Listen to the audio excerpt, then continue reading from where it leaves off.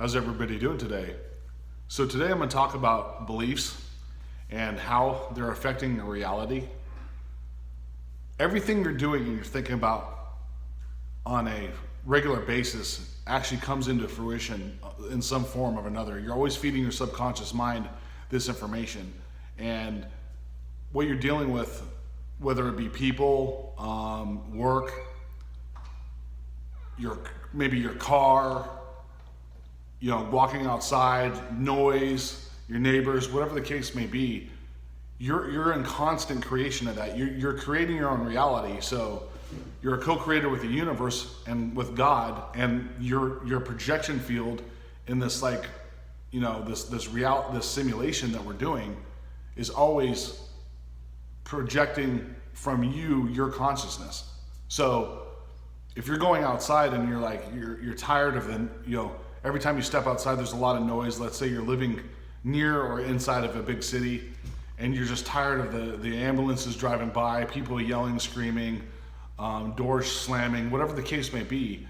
Well, you did create that. You created that situation where you're gonna have a lot of noise or chaos in your close surroundings. It could even be happening inside the building you're living in. This is stuff that you're creating, and you're doing it all the time. So whatever your belief is, that's what's coming into play. So also, if you're short on finances, your belief is that you don't have enough money to pay your bills. It's as basic as that.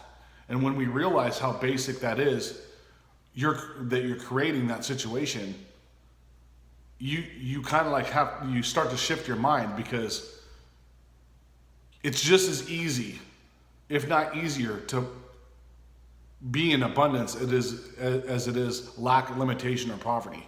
If you imagine yourself counting $100 bills and just stacking them on the table, or look at your bank account, your bank account has 6 zeros behind a 1 or a 2 or a 3 or whatever the case may be, that number is just as easy as having a bank account that says 0.31. You could have that decimal point moved 6 zeros past the 31. All it is a number on a computer screen, and you're creating that. So it could say 31 cents, or it could say $31 million.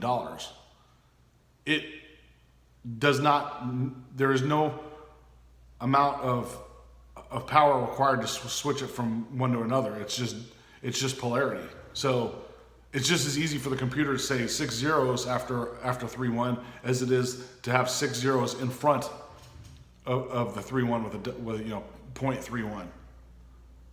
It requires no more or less energy to create that. You're creating everything you're seeing in this reality. So how many zeros are you creating past your 3-1 on your bank account? How many relationships that are fruitful and loving compassion that are around you in your life? How many of those are you creating? It's everything in your life. You're creating that. So the abundance, the serendipity, the law of attraction, all that stuff is based on your core belief. When you change your core belief and what you're thinking about in that moment, then your reality will shift into that position. So let's say you're the director of the movie, right? You want a scene where you're sitting in front of a building that has got vines of grapes growing up it. It looks kind of like Italy, and you're sitting in this nice little chairs and having a sip of some fantastic wine or something with a person that you love across from you, having a great conversation. Well, you want that scene, so you create that into your movie, and then you'll experience it. It's like you're making your own movie. How is it playing out?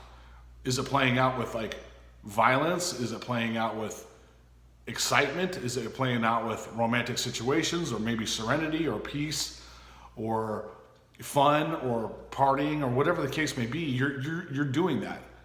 Now, it doesn't necessarily always happen instantaneously, like I told you, where you're boom, magically manifesting the basketball in your hand immediately. It might take a minute or two, or days or a couple weeks, like I always say before in my previous videos.